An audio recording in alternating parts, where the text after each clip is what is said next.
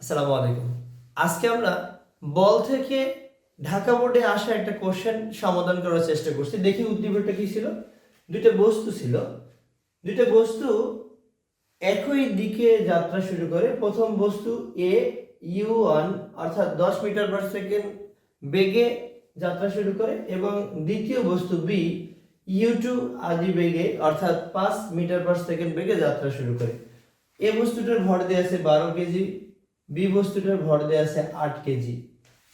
তারা একই সরল রেখা বরাবর চলার পরে তাদের মধ্যে সংঘর্ষ ঘটে এবং সংঘর্ষের পরে এ এবং বি দুটি বস্তু একত্রে যুক্ত হয়ে চলতে শুরু করে। প্রথম কোশ্চেন, সংঘর্ষের পরে বস্তুদ্বয়ের মিলিত বেগ কত? আমরা ভরবেগের সংরক্ষণশীলতা সূত্র থেকে জানি, বা এখানে কি দেয়া যা দেয়া আছে আমরা একটু লিখি। দেয়া আছে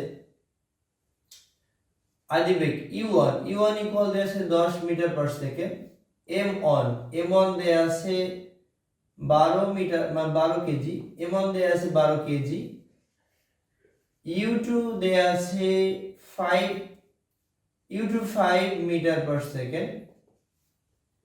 m2 দেয়া আছে 8 কেজি। আমরা ভরবেগের সংরক্ষণশীলতার সূত্র থেকে জানি m1 u1 plus m2 u2 এবং সংঘর্ষের পূর্বে আদি ভরবেগ সংঘর্ষের পরে শেষ ভরবেগের সমান। এখন দুইটি বস্তু যদি মিলে একটা হয়ে যায় তখন শেষ বেগ একটা হবে, তাহলে এটা আমরা লিখতে পারি v ইনটু m1 প্লাস হলো m2।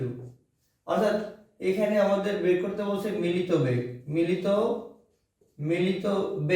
মিলিত বেগ একটা হবে এবং v ইকুয়াল হলো কোশ্চেন মার্ক। তো আমরা এখান থেকে v এর মানটা বের করব। m1 এর মান হলো 12 কেজি, u1 হলো 10।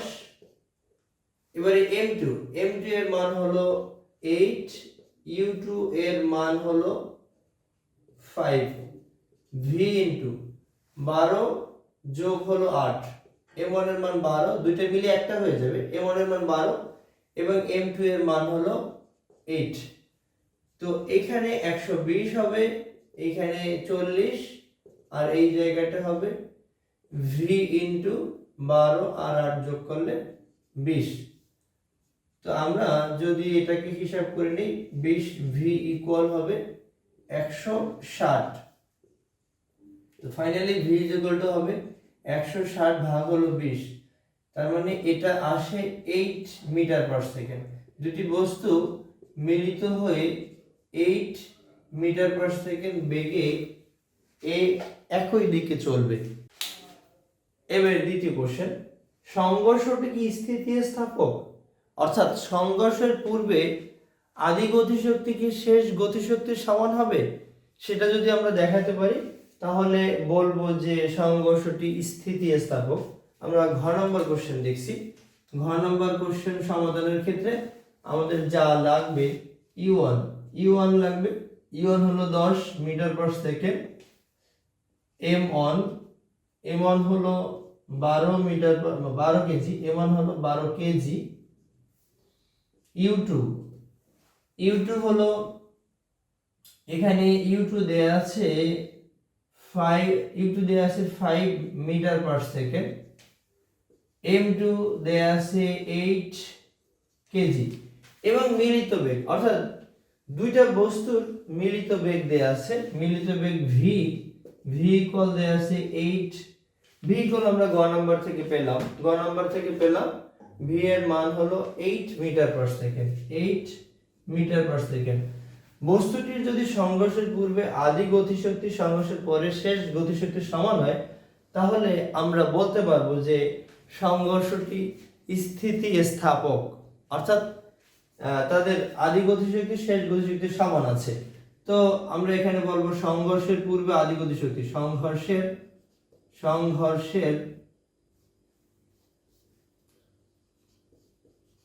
সংঘর্ষের পূর্বে আদি গতিশক্তি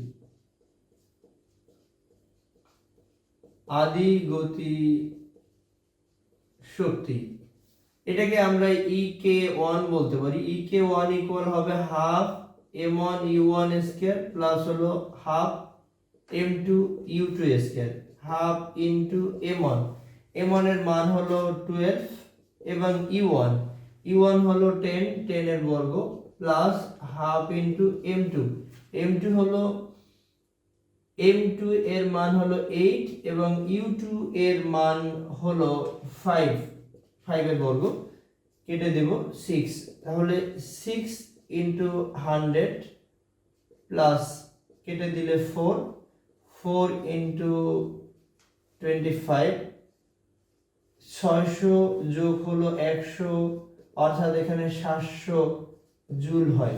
এখন সংঘর্ষের পরে যদি আমরা 700 জুল দেখাতে পারি তাহলে আমরা বলতে পারবো যে সংঘর্ষটি স্থিতিস্থাপক।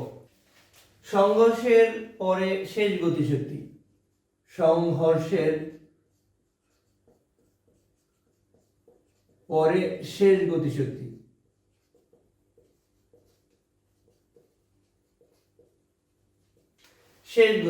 এখন শেষ গতিশক্তিকে আমরা ek2 বলে নিলাম, হাফ। এখন এখানে যেহেতু দুইটার বেগ এক হবে তাহলে সংঘর্ষের পরে শেষ গতিশক্তি হবে half m1 plus m2 v square, half m1 এর মান হলো 12, m2 এর মান হলো 8 ইনটু v এর বর্গ, v হলো 8 মানে 8 স্কয়ার। তাহলে আমরা এখান থেকে পাই 12 আর 20 হবে 20, আর এখানে হলো এই 64, আর এটা 64, এখান থেকে এটা কেটে দিলে 10, অর্থাৎ 640 জুল। তো দেখা যায় যেহেতু আদি গতিশক্তি শেষ গতিশক্তির সমান হয়নি, অর্থাৎ ek1 নট ইকুয়াল ek2, তাই বলা যায় যে সংঘর্ষটি স্থিতিস্থাপক নয়। সংঘর্ষটি যদি স্থিতিস্থাপক হতো তাহলে সংঘর্ষের পূর্বে আদি গতিশক্তি শেষ গতিশক্তির সমান হতো।